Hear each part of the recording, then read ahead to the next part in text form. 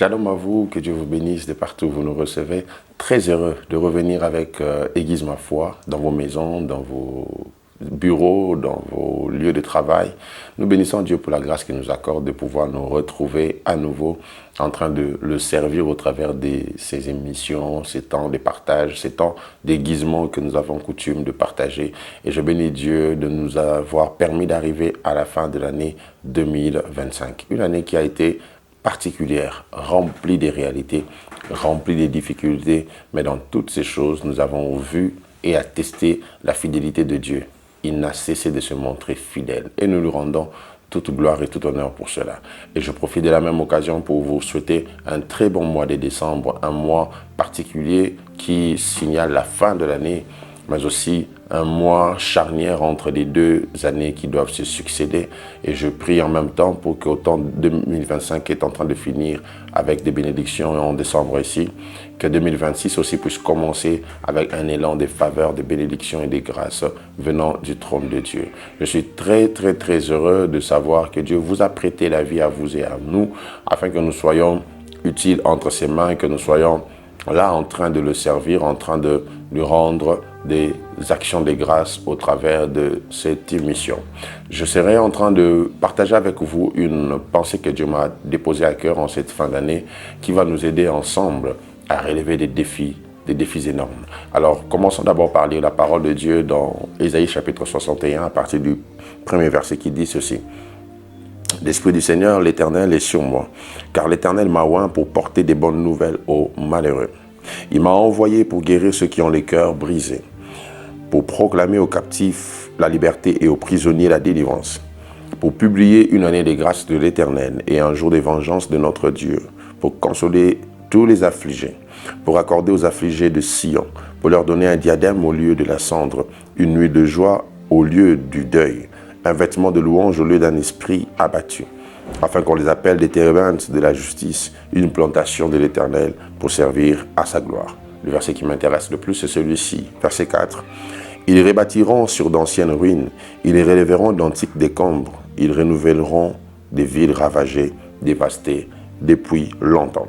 Nous allons dans Néhémie, chapitre 1, nous allons lire du 1er au 4e verset, ensuite nous irons au chapitre 2 pour lire du 1er au 5e verset. Néhémie, chapitre 1, une histoire que nous connaissons sûrement, l'histoire de Néhémie, un homme particulier qui a fait des grandes choses avec Dieu. La Bible déclare ceci. Parole de Néhémie, fils de Hakalia. Au mois de Kisleu, la 20e année, comme j'étais à Suse dans la capitale, Anani, l'un de mes frères, et quelques hommes arrivèrent de Juda. Je les questionnais au sujet des Juifs réchappés qui étaient restés de la captivité et au sujet de Jérusalem. Ils me répondirent, ceux qui sont restés de la captivité sont là dans la province.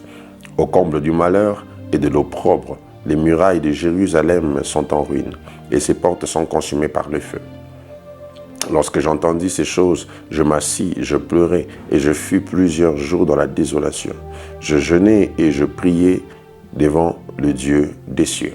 Chapitre 2, à partir du premier verset, la Bible déclare au mois de Nisan, la 20e année du roi Artaxerxès, comme le vin était devant lui, je pris le vin et je l'offris au roi.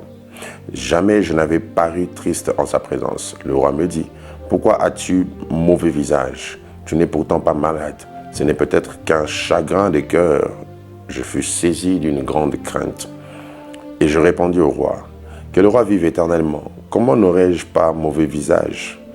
Lorsque la ville où sont les sépulcres de mes pères est détruite et que ses portes sont consumées par le feu. Et le roi me dit, que demandes-tu? Je priais de Dieu des cieux. Et je répondis au roi, si le roi le trouve bon, et si ton serviteur lui est agréable, envoie-moi en Juda vers la ville de sépulcre de mes pères pour que je la rebâtisse. Je serai en train de vous parler d'une pensée importante qui taraude mon esprit et que Dieu m'a déposé à cœur pour nous en ces temps-ci. Ils rebâtiront sur d'anciennes ruines. C'est de ça que je vais nous parler. Ils rebâtiront sur d'anciennes ruines. Avant d'entrer dans le fond, dans le vif de mon sujet, j'aimerais vous faire voir que Jésus lui-même, qui est la parole, ne s'est pas séparé d'un principe important concernant la présentation des Écritures. Ce principe, c'est le principe d'image. Okay?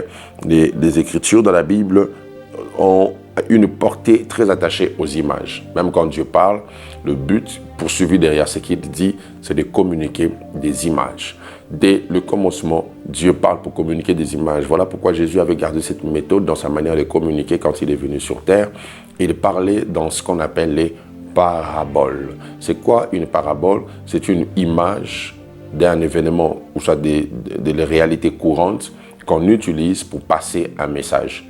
Donc Jésus aimait parler en utilisant des images qui pouvaient passer des messages.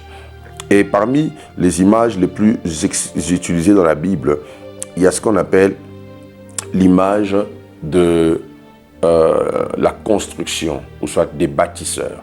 Parce que le Dieu de la Bible est présenté aussi comme celui qui bâtit.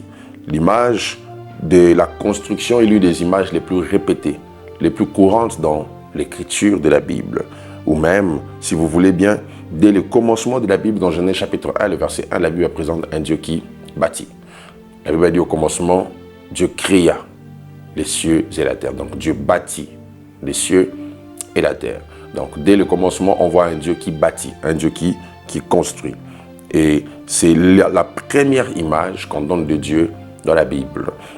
Et cela a toute l'influence dans la suite de la compréhension, de la conception du terme bâtir, ou soit du concept bâtir.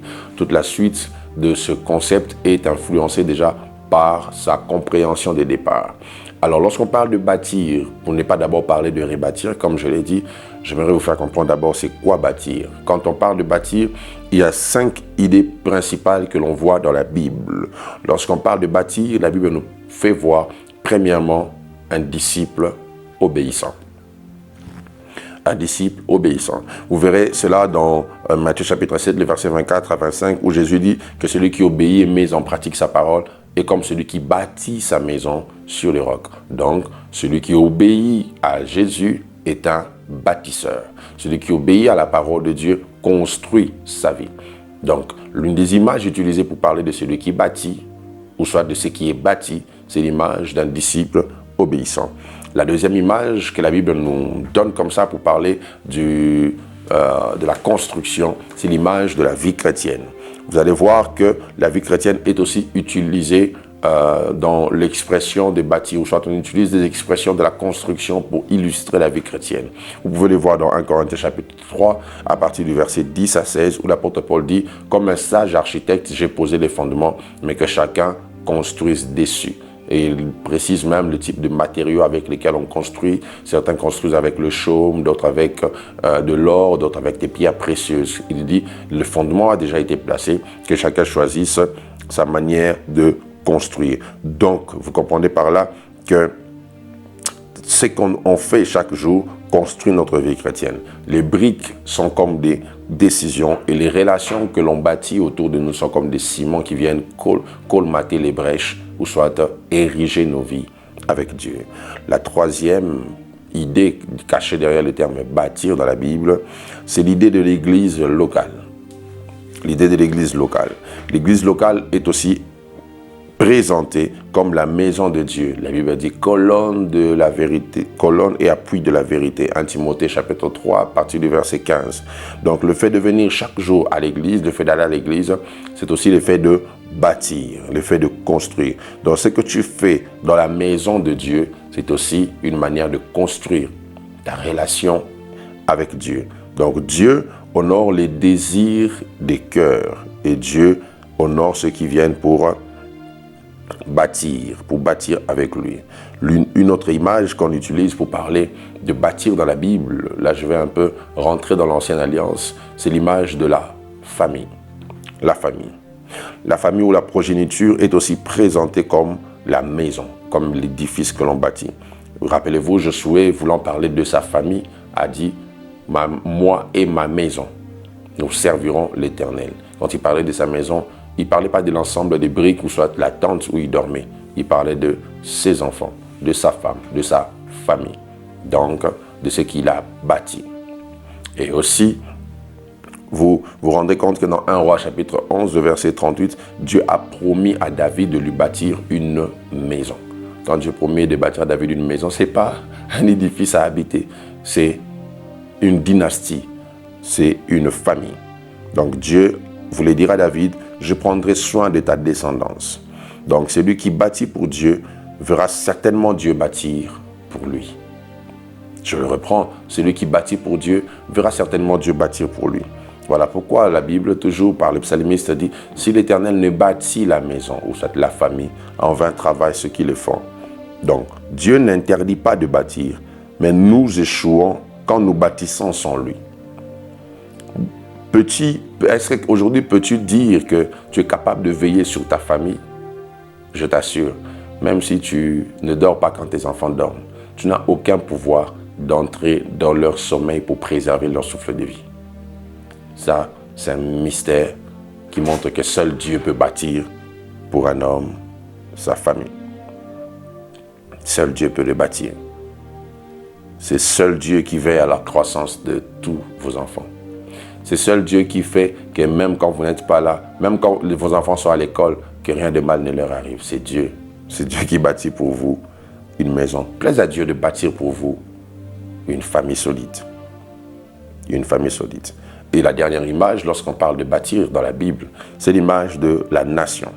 La nation est aussi considérée comme la maison de Dieu. Dieu, parlant d'Israël, avait souvent l'habitude d'utiliser des expressions présentant Israël comme étant la maison de Dieu, la maison d'Israël, la famille d'Israël. Donc, c'est que Dieu a bâti pour ce peuple. Donc, lorsque vous entendez parler de bâtir, sachez qu'il s'agit de vous, il s'agit de votre relation avec Dieu, il s'agit de l'Église, il s'agit de la famille, il s'agit aussi de la nation. Quittons bâtir, parlons un tout petit peu de rebâtir et on va s'arrêter là pour aujourd'hui. C'est quoi rebâtir? Rebâtir, c'est relever l'ancienne bâtisse. Lorsqu'on dit rebâtir, ça veut dire bâtir à nouveau. Ça veut dire que la maison qui existait a disparu et on prend la décision de la relever. De la relever. C'est ça, rebâtir.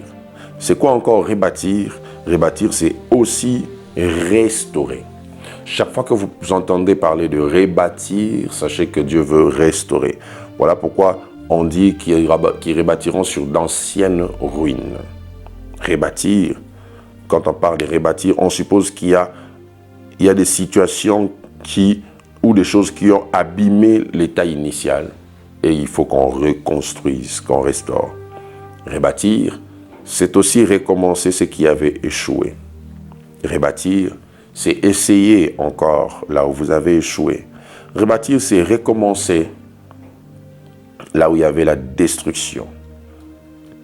Vous devez savoir que la prochaine étape après la construction, c'est la destruction. Voilà pourquoi il y a une durée de vie dans les édifices. Ça veut dire qu'avec le temps, tout se détruit. C'est la raison pour laquelle même ce qu'on vous vend possède des dates de fabrication et des dates d'expiration. Tout ce qui est construit finit par être détruit. Faites un exercice, fermez votre maison pendant 6 mois, que personne n'y entre, et revenez après. Vous vous rendrez compte que cette belle maison-là sera en train de se détériorer, de se détruire, parce que tout ce qui a été bâti sans être habité finit par être détruit. Je crois que Dieu veut rebâtir une vie en cette fin d'année. Que Dieu vous bénisse et on se retrouve au prochain numéro pour continuer.